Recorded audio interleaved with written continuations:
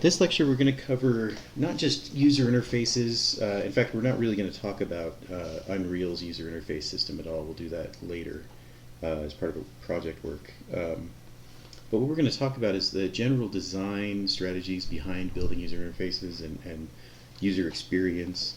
Without calling it out explicitly, I will just speak to various patterns that we might use and strategies and techniques to building user interfaces. So to begin with, maybe some of you are familiar with driving, some of you may not be, but as an example, when you start to learn to drive, you have to think very carefully about having your hands at 10 and 2 and how hard you want to press on the gas pedal and when to switch over to the brake pedal, and not to mention the clutch at all. And you think a lot about how much and how far you're turning the wheel and how hard you're pressing on the pedals in order to do the activities that you're doing. And it takes a lot of focus and a lot of concentration. But once you get used to it, then you no longer really think in terms of turning the wheel, but I need to change lanes, or I need to get over there, or I need to slow down because the traffic is slowing down, or I need to increase my speed to keep up with traffic. And so you're thinking at sort of a higher level, and not really anymore thinking about pressing the pedal at all. Your foot's just kind of doing what it needs to do to take that high level instruction, which is, I need to go faster, I need to match traffic, and then does the right thing, both pressing the brake pedal and the gas pedal in different combinations to make your speed correct. And your hands on the wheel kind of do the right thing as well. So you stop thinking so much about the specifics, the mechanics of driving the car, and you start instead thinking about what you want to do with the car. And so this quote, there's no intuitive interface, not even the nipple, it's all learned, is a good one to call out because a lot of people think that babies sort of naturally know how to feed themselves, and they don't actually. It turns out that's something that new mothers struggle with to get their baby to learn how to do that. In a lot of cases, some babies it's better, some babies it's not as good. They all have to learn it. And so they have to learn how to latch on and how to start feeding themselves from an early age. And the same with language. We kind of think of learning language as almost an intuitive kind of thing, and that's not the case either. We sort of have maybe some internal structures that help us become able to learn language, but we don't know language right away. So even natural language is not natural. It's not a natural interface. And so when you're thinking about designing interfaces for your games, you need to understand that it's okay to have it be a learned interface, but once it's learned, once the capability to do certain activities has been learned through your interface, then it should be, for an expert, something they don't think about anymore. And so if your interface becomes complicated, if it, say, takes, let's say it was a 3-step process to turn the wheel, right? You had to press a button and click your middle finger on something and then turn the wheel in order to turn the wheel of the car. It would be kind of problematic. You'd have to kind of remember every time, especially if there's an order to it. You had to click your thumb on a button, you had to click your middle finger, and then you turn the wheel. Doing those kinds of behaviors would be terrible if we were steering. It's okay that changing the radios, say, actually does require often a couple button presses, right? So we don't necessarily care that changing the radio is something that's maybe takes a little bit more work to think about, or turning on the windshield wiper. Well, turning on the windshield wipers is usually pretty quick and easy. Same with turning on a turn signal. But maybe changing the rate of the windshield wipers is a little bit more complicated. Changing the air conditioning in the car is a little more complicated and requires multi-steps. And so we think of those things as the somewhat less essential, right? So we sort of prioritize and say that the things that we're going to do most of the time need to be easy and straightforward and natural, and then we can allow some of the other things to become more complex. And part of that is simply the nature of the beast. We can't actually have every single thing controlled by rods and turns and dials and have a single dial or something like that that controls everything. And the same way with a game, often you have only so many keys on the keyboard. You probably want to avoid using every single key. Or with a joystick, you only have so many buttons on the joystick. You could assign every button, but usually you sort of run out after a while, right? So then you start hiding things in the menus. So one interesting caveat to this actually comes in the form of mobile games. So it turns out that touch interface is fairly intuitive, right? The fact that we get used to the ability to push on things or touch things. We're used to using our fingers. In fact, that's something that babies learn very quickly, is how to reach and grab and hold things.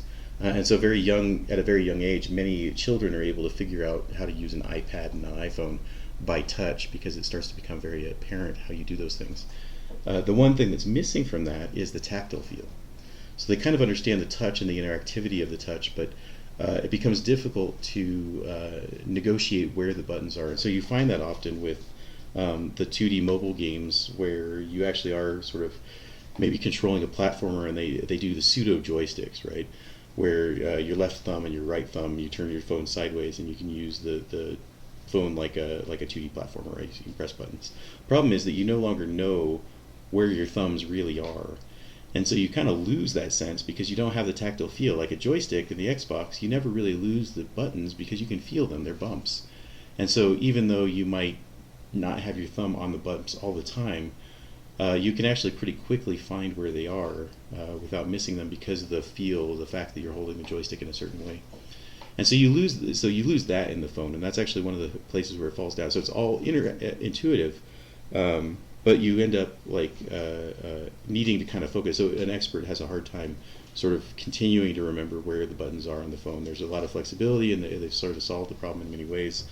One thing that you can feel is the edge of the phone, and so that's part of the reason that these interfaces always sit to like the lower left and lower right, because then at least you have a chance, right? If you're holding the phone in your hand at the edges, then you kind of know where your thumbs need to be based on the edge of the screen, and you can feel that while you're focused on where the character is, which technically is only a couple inches away, but it's enough that if you look away to figure out where to put your thumbs, your reaction time is slowed down.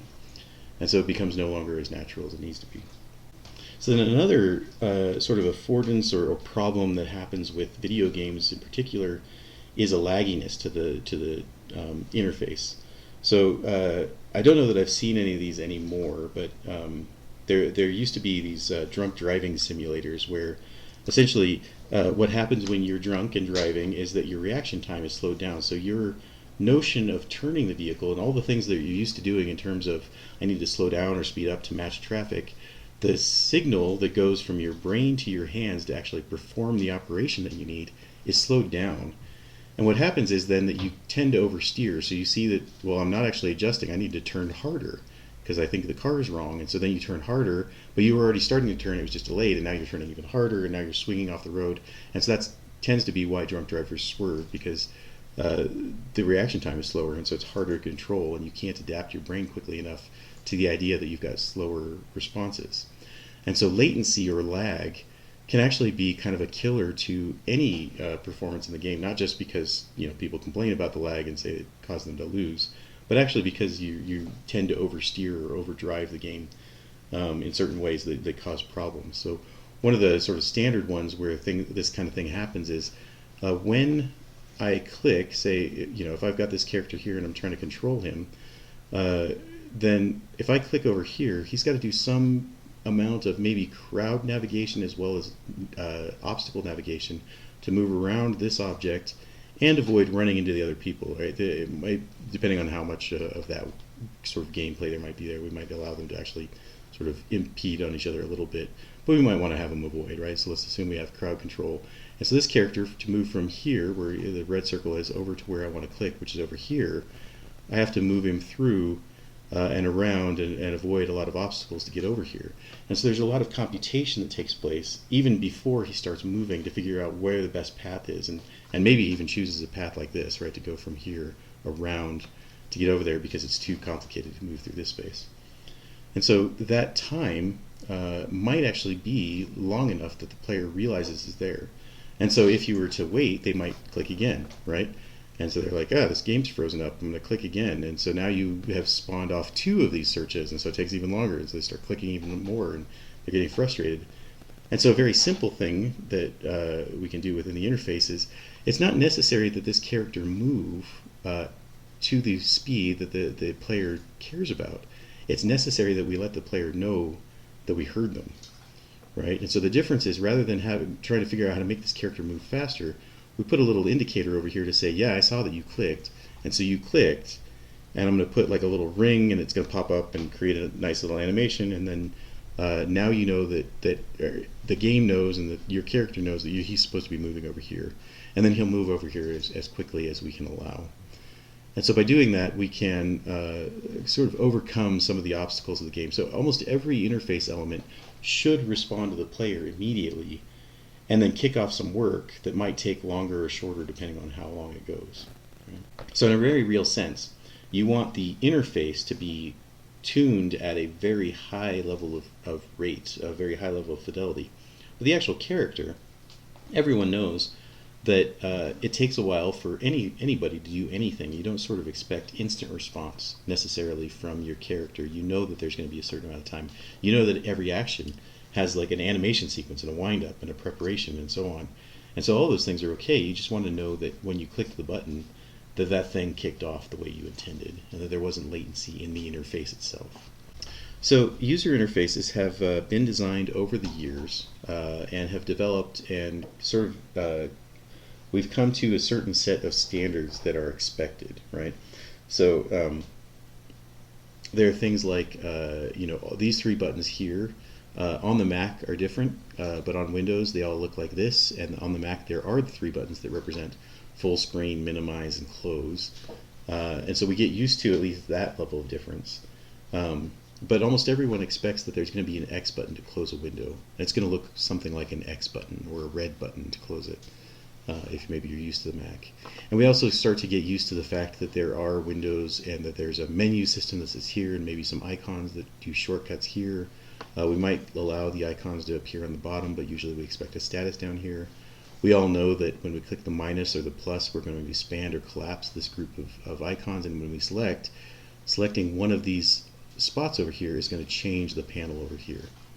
And so in games, we do want to change things and devise new gameplay mechanics and new kinds of ways that players are going to interact with things. But we don't necessarily want to completely change the interface, right? So if, and you notice this a lot when you look at a game and see things like the menu system, right? So the menu system will often have this kind of structure of tabs. Usually we don't care, we'll just show all the things that are available within the game. And instead you just have, or within your settings, say, and you'll just click on, say, one of these high-level objects, and it'll change the panel over here. So that kind of pattern exists. And we can go through, and if you've seen this probably a dozen times at this point in your life, that you click on one thing to do your graphics settings, and another one of these tabs to click on your audio settings, and maybe another one for gameplay settings. And so that's a pattern that starts to repeat and looks very similar. We'll probably put some design elements into it. But the overall feel is going to be very, very similar across games, and it's going to be very similar in some ways to a desktop application because users are used to that. And so there's not really a good reason or justification to completely change all of the interfaces that users get used to. This goes even further in that we generally always expect now that if we have a dual stick joystick control, that the left stick is going to control our moving forward and left, kind of the WASD style, and the right stick is going to act as our mouse input, our look around. And we repeat that, with WASD and the mouse, we have sort of the left hand and the right hand doing the thing, and now it's the left stick and the right stick. And similarly with driving games, we might use the same kind of thing where we are allowed to steer with the left stick, but then the right trigger is our gas and the left trigger is our brake. And so the buttons might do certain other things. Often the lower button in the set, whether it's the X button on the PlayStation or the cross button, or the A button on the Xbox, those are usually tied to jump often, and then the other buttons are tied to other kinds of mechanics, and sometimes those will switch around, and you have to kind of relearn those. But you end up with kind of those standard sets of strategies for especially the things that you're going to move a lot. So it's worth considering as you are both impacting your gameplay and thinking about, I want to come up with this new structure of game, that how do I interface with it in sort of a reasonable and normal way. So we'll talk about theme a little more when we talk about game design as a whole. But the idea behind the theme is that we sort of have the feel of the game, sort of the central core element of the game.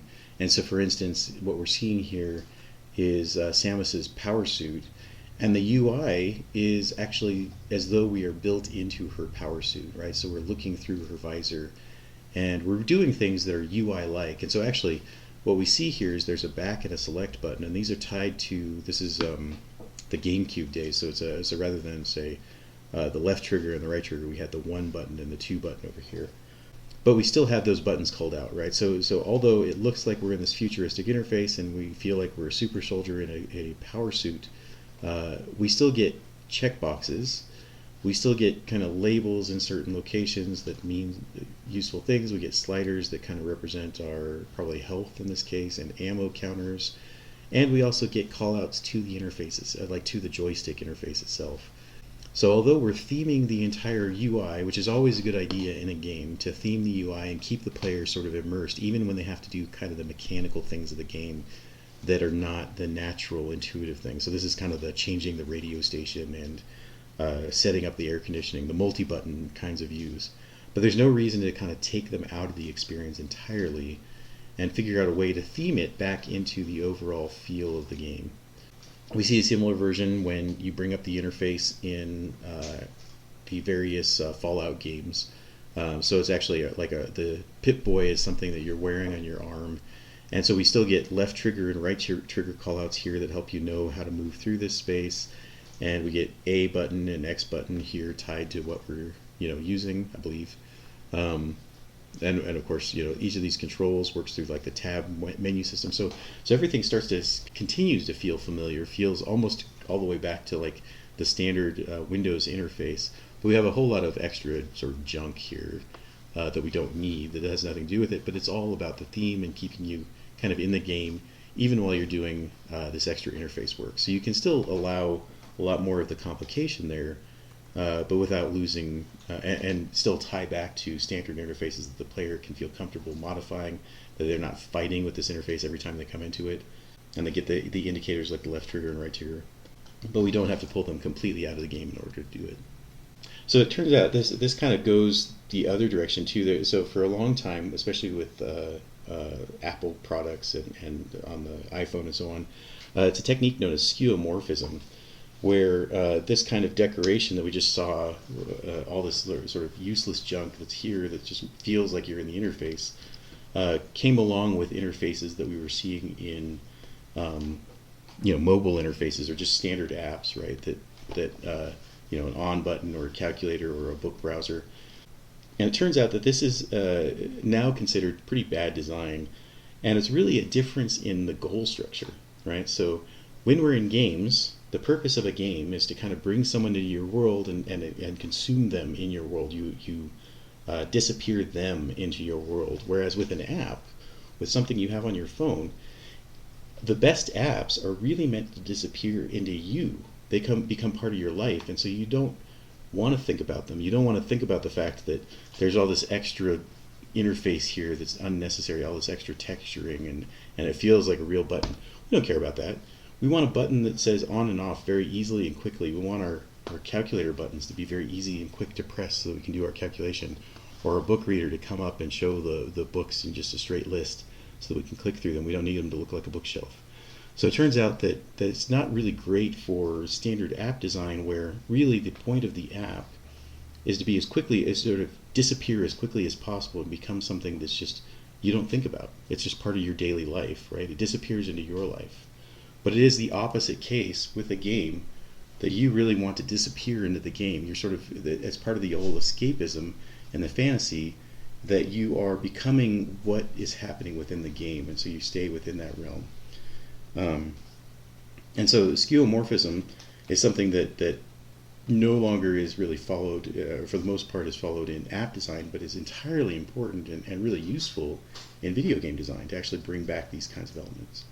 Now it's still possible to, even when you have to kind of, even if there's sort of no other way to capture a theme or to get that kind of feel out of the user interface, here's an example of really a very bland and standard interface, right? This is the one we talked about before, where we got the general controls, gameplay, graphics, audio, so on. And we're moving through the tabs, and it all looks very much like a desktop application. But we now have it at a Dutch angle, And if you look up Dutch angles in Thor, there's a great video on all of the various Dutch angles that show up. And the purpose of a Dutch angle is to kind of off-put you a little bit. It's to give you an uncomfortable feeling because you're at a slant and it feels like you're listing a little bit like in a boat. And so whatever this game is, it's I actually don't know what this game comes from, but there's a plague scenario and it's obviously kind of a darker game. Including the vignetting that's happening around the edges here. So it's sort of dark quality to the game in total. And so it's also probably intentionally being a little off-putting by skewing the UI. So even though it's a standard UI, you still get some of the theming, some of the sort of dark characteristic of this game out of the UI in order to get that feel still. So it's not necessary that you have to fall completely to desktop level app when you're trying to do these kinds of really complicated controls, especially setting up gameplay and configuring things and all that boring sort of completely out of game stuff. You can kind of give a nod to that as well in some cases. Okay, so let's break down what I've said so far into a series of kind of do and don'ts. Okay, so on the do side, the GUI should reinforce the theme. So the look and feel of the GUI should feel a lot like what you're already doing in the game. Kind of reinforce. Are you a super soldier? Are you a hero? Are you a villain? Is it dark? Is it bright and fun? All those kinds of things can come back into the GUI and help reinforce the central theming of the game itself, or at least some of the sort of insubstantial theming, the feel of the game. Maybe one of the most critical things is things that are important or frequent should be very easy to do. Right? And this comes down to the interface should become natural. So things that you're doing constantly, driving and braking and steering and so on, those should be immediate and tied directly to buttons. The jump button should be there. If you have a dodge or a parry, those should probably be tied to buttons very close as well because you need to use them very quickly and sort of natively in a lot of games, especially like a Dark Souls kind of game.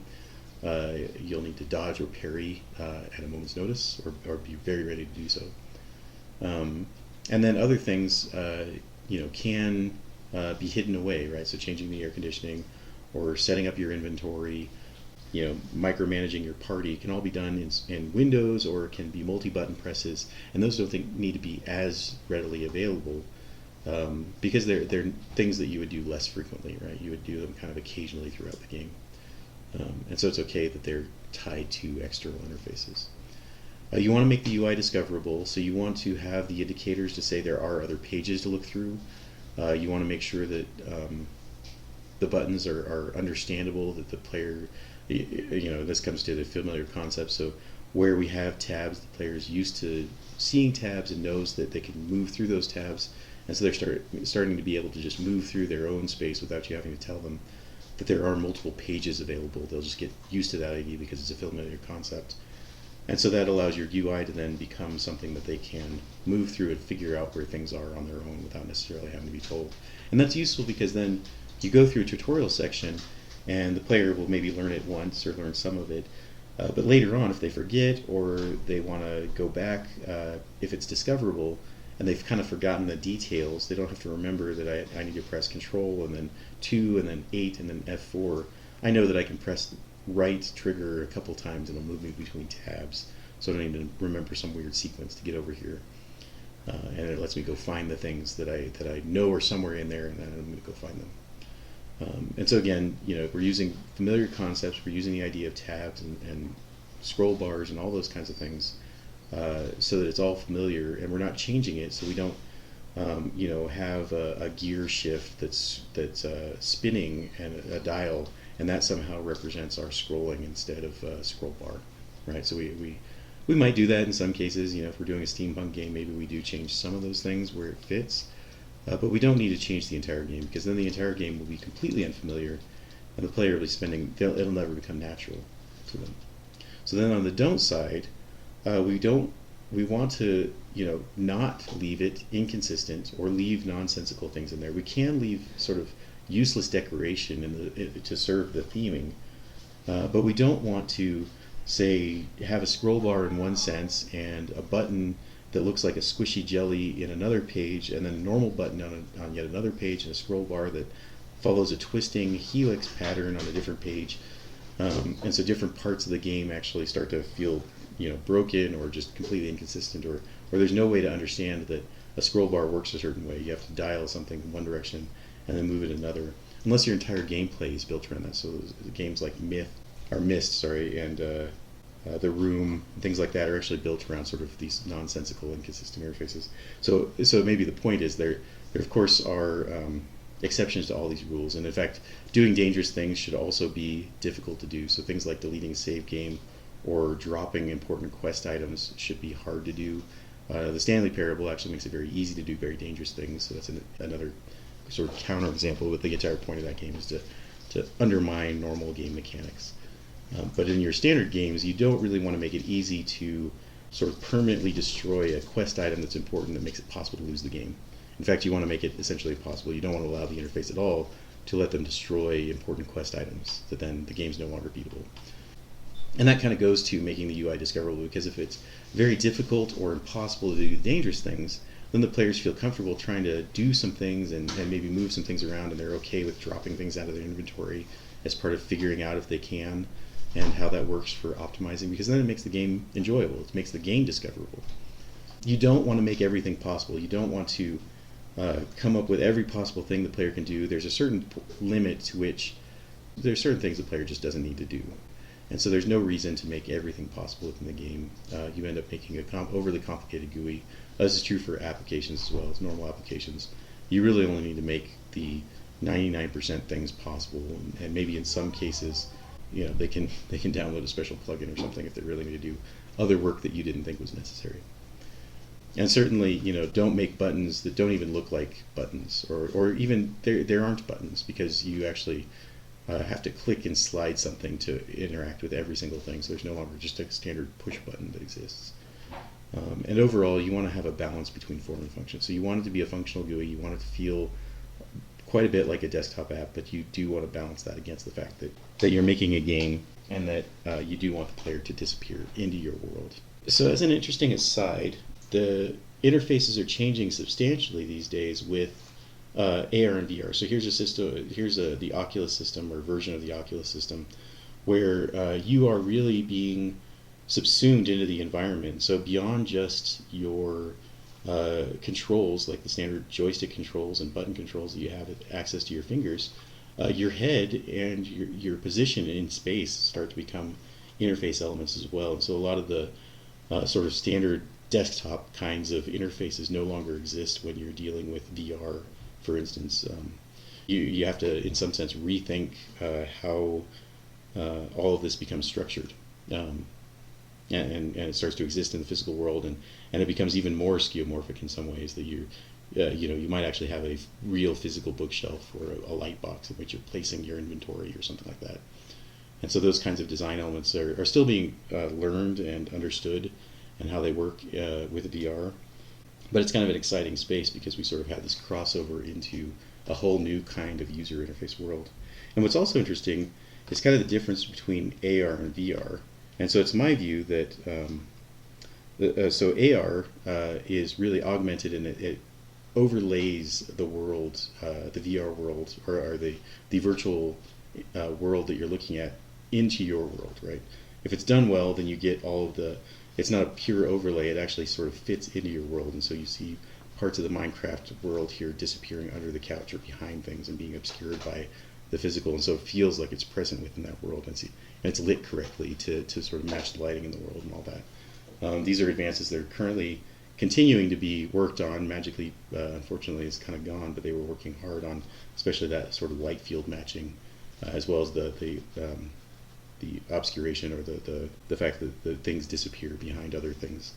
So all that it can be exciting for games, but it turns out that, in my view, the purpose of AR is really kind of to augment and disappear into your normal life. And so I think the future of AR and augmented reality in general will be something that you have with you all the time, that's sort of there at all times. And the holograms and the extra sort of virtual items that are in the world start to kind of just become part of your standard worldview. And so there will be probably new interfaces and new ways to interact with things similarly to the way we're talking about with VR. But the new kinds of things will be. It's more important, I think, those things become something that disappears into your world. So rather than having very stylized buttons, we might actually still have buttons. If we have buttons at all, they might feel quite a bit differently in an AR context. But a lot of things, I think, will sort of gear toward being useful apps, right? And being applications and tools that you can use in your daily life for communication, for productivity, for work, and not necessarily for games. Because again, the kind of the idea and the purpose and the goal of games is to have you disappear into the game. And so for AR, it makes a lot of sense that it could start to disappear or just sort of naturally become part of your world. But it's the world that you're in. Whereas for VR, that really pulls you into its world. And even more so, it covers your eyes and your ears. And so you are really subsumed by the whole world. And the only thing that you have anymore that's not virtually overrun is your sense of touch. And so your sense of balance as well, unfortunately. If we could control the sense of balance, we wouldn't get as sick in VR. But the whole notion there then is that our intent is that VR is really built for games and AR will be built for disappearing new world. Now, the one caveat to that we're used to now is mobile games, and so mobile games kind of takes the structure of other apps on your mobile device, in that mobile games are often built with the idea that you are only playing for a few minutes while you're in line waiting for something to happen. And so because they're kind of built around that structure, they're actually built to live in your world, right? So you can open up a mobile game when you're impatient and play it for a few minutes and kind of idle the time away, but you're not really absorbed into an alternate world. It's something that kind of disappears into your world and keeps you entertained. And so the same kind of thing, I think, will be true for AR games. The mobile game market will inform a lot of how the AR market moves in the future.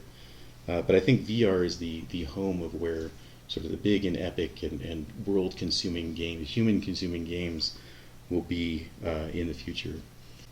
And so certainly, so I'll take a position, and as these lectures age and videos age, it'll be interesting to see how that plays out and whether or not I'm wrong.